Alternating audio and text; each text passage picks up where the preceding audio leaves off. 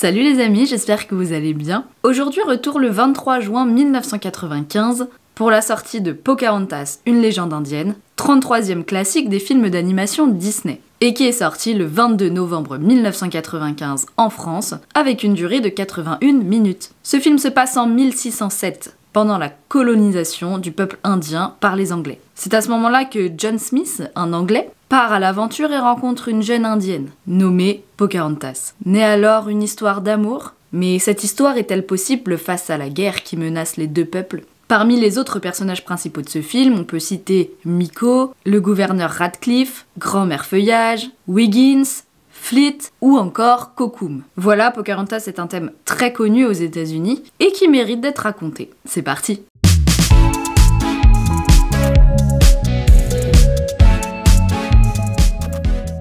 C'est après la sortie de La Belle et la Bête que le directeur des studios, Jeffrey Katzenberg, accentue sa volonté de faire un film différent de ce qu'a l'habitude de produire les studios. Aladdin, Le Roi Lion, c'est bon, c'est bien lancé. Ils peuvent donc se concentrer entièrement sur le développement de Pocahontas, très populaire dans les studios. Pocahontas, à la base, c'est l'idée du réalisateur de Bernard et Bianca au pays des kangourous. J'ai nommé Mike Gabriel. En fait, il part sur l'histoire d'une jeune amérindienne qui se retrouve dans une position de partage entre son peuple qu'elle aime et l'amour qu'elle porte à un peuple ennemi qui les colonise. Un amour impossible donc, qui est comparé à un autre projet du producteur Peter Schneider. Et ce projet, en fait, c'est d'adapter Roméo et Juliette. Effectivement, dit comme ça, il y a des similitudes entre les deux. Malgré ça, vraiment, le projet de Mike Gabriel plaît. Il plaît énormément tout de suite et il est donc validé. Ce film est basé sur une réelle légende américaine, tirée de faits réels, mais ils vont l'adapter pour rajouter notamment de la romance, qui n'est pas là dans la légende de base, qui est beaucoup plus sombre. Ils vont aussi adapter l'héroïne qui de base était une adolescente et qui, dans la version Disney, est une jeune femme, inspirée notamment de Naomi Campbell. Pour l'anecdote d'ailleurs, l'animateur et scénariste du film, Glenn Keane, va rencontrer des descendants de la réelle histoire de Pocahontas pour pouvoir s'inspirer d'eux. Donc on a cette femme forte, indépendante, aventurière et entourée d'animaux comme dans beaucoup de Disney, mais pour une fois, ces animaux ils sont totalement muets. Pour l'époque, c'est vraiment un film moderne. Et oui, Pocahontas, ce n'est pas une princesse comme beaucoup d'héroïnes Disney. Elle a vraiment une personnalité très libérée, mais pas délivrée, qui peut faire penser à une successeur de Belle et qui introduit pour plus tard Mulan et Vaiana dans la même vibe. Mais encore, faut bien un petit drama dans un film Disney. Ici, certaines critiques considèrent qu'il y a trop de clichés dans le film, comme le personnage de Pocahontas qui est ultra féminisé et qui entretient le fantasme de la femme indienne. Du coup, le représentant de la nation Powhatans, donc le peuple auquel appartient Pocahontas, dans le film mais également dans la vraie histoire, va publiquement exprimer que ce film est inexact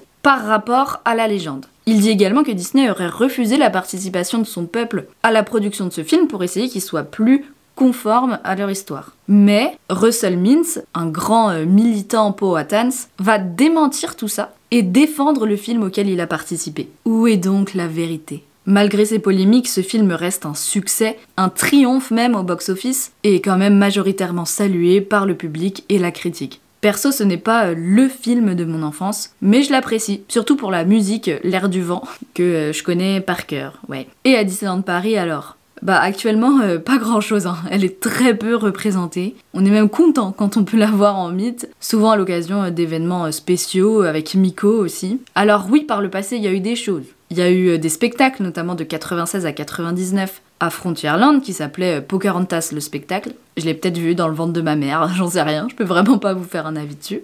Et puis il y a eu l'aire de jeu, Pocahontas Indian Village, au fond de Frontierland, qui existe toujours, mais qui a été rebaptisé Frontierland Playground, en 2019, il me semble. Je crois d'ailleurs que je l'appelle l'aire de jeu de Pocahontas. Voilà, donc vraiment pas grand chose. Ce serait cool qu'il y ait plus. C'est quand même un grand classique. Même si c'est vrai qu'aujourd'hui c'est pas le plus connu et le plus aimé, mais il reste classique. Voilà, c'est la fin de cette vidéo. N'hésitez pas à me dire en commentaire ce que vous pensez de ce film. Et si la vidéo vous a plu, n'hésitez pas à laisser un petit pouce, un petit commentaire, à vous abonner, à activer la cloche. En attendant, je vous fais des gros bisous. Cœur sur vous, et surtout n'oubliez pas de ne laisser jamais personne vous faire croire que vos rêves sont trop grands, et nous on se retrouve bientôt pour une nouvelle vidéo.